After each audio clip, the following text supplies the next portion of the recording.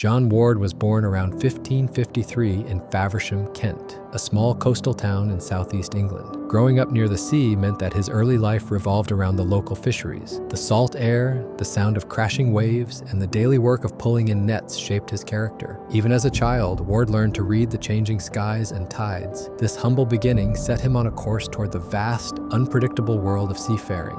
In Faversham, the sea was both a provider and a harsh master. Ward's family and neighbors depended on fishing for survival. Like many others, he spent his youth mastering the art of navigation and learning the ways of the coastal trade. The rhythms of life on the water taught him skills that would later prove essential. His early exposure to the dangers and rewards of the ocean planted a seed of adventure that would grow over the years. The defeat of the Spanish Armada in 1588 transformed England's maritime landscape.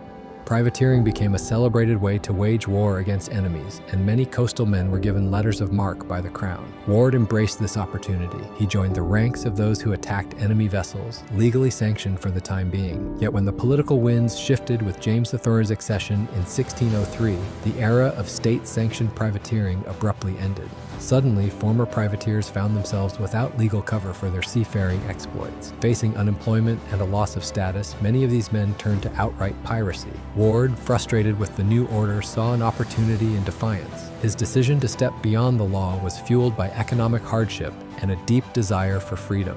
It was a turning point for him and for many seamen of his time. Legend has it that one fateful night in a Plymouth tavern, Ward and a group of comrades reached a decisive moment. Amid boisterous laughter and strong ale, he declared that if the world was to treat them with contempt, they might as well take destiny into their own hands. In that charged atmosphere, Ward and about 30 seamen seized a small 25-ton bark. This bold act marked one of the earliest instances of pirates electing their own leader. With the bark under his command, Ward immediately set out to test his newfound freedom. He and his loyal crew sailed toward the Isle of Wight, leaving behind a life of drudgery. Their daring escape was not a random act. It was a carefully planned rebellion against a system that no longer rewarded them. In commandeering the ship, Ward established himself as a natural leader. His peers quickly recognized his tactical acumen and courage. Ward's transformation from fisherman to pirate captain was swift. Now a leader, he gathered a crew of like-minded men willing to risk everything for independence. The motley band of ex-privateers and fishermen set their sights on the open sea.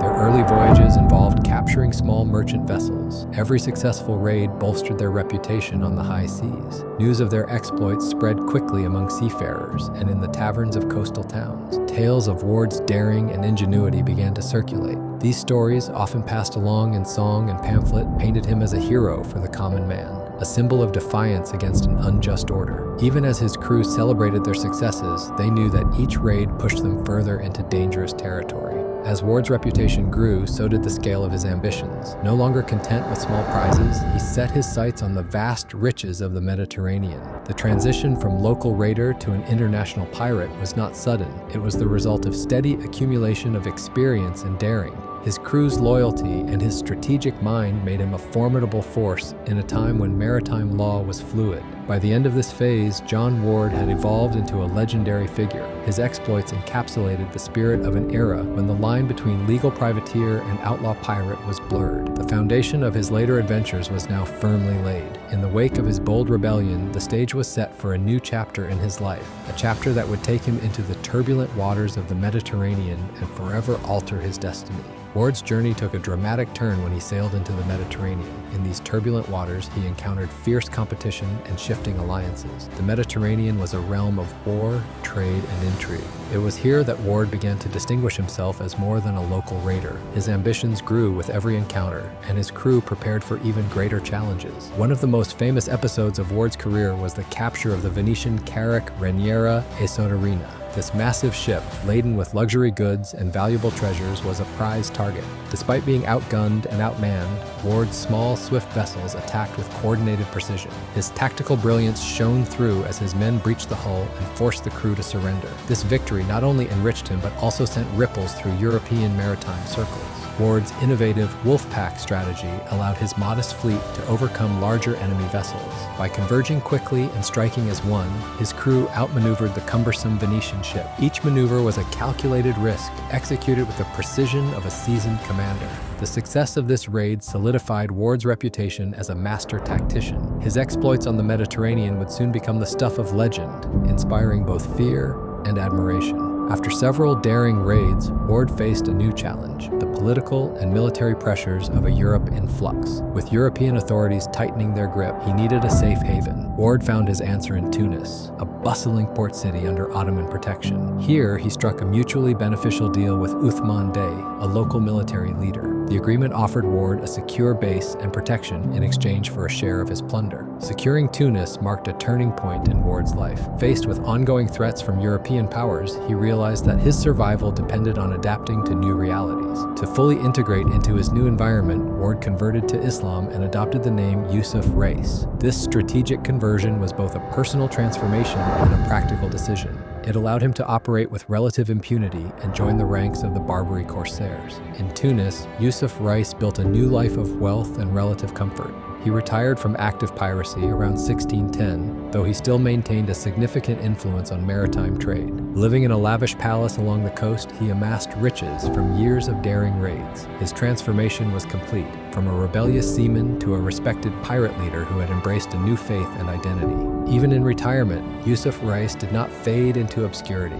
Instead, he dedicated himself to mentoring a new generation of corsairs. He shared the tactical skills, navigational knowledge, and hard-won wisdom that had guided his own rise. Under his guidance, young pirates learned to navigate the treacherous Mediterranean waters and to strike with precision. His influence continued to shape the art of piracy well into later years. Ward's exploits, both as John Ward and as Yusuf Reis, became the subject of numerous pamphlets, ballads, and plays. These popular accounts celebrated his adventures and immortalized his daring deeds. Over time, his life became intertwined with myth, blurring the lines between historical fact and folklore. This cultural legacy helped transform him into a folk hero, a symbol of resistance against oppressive authority and the struggle for personal freedom. It is from this rich tapestry of adventure and rebellion that the modern legend of Captain Jack Sparrow emerged. While the cinematic character is a composite drawn from many influences, a significant part of his charm and cunning can be traced back to the real-life exploits of John Ward.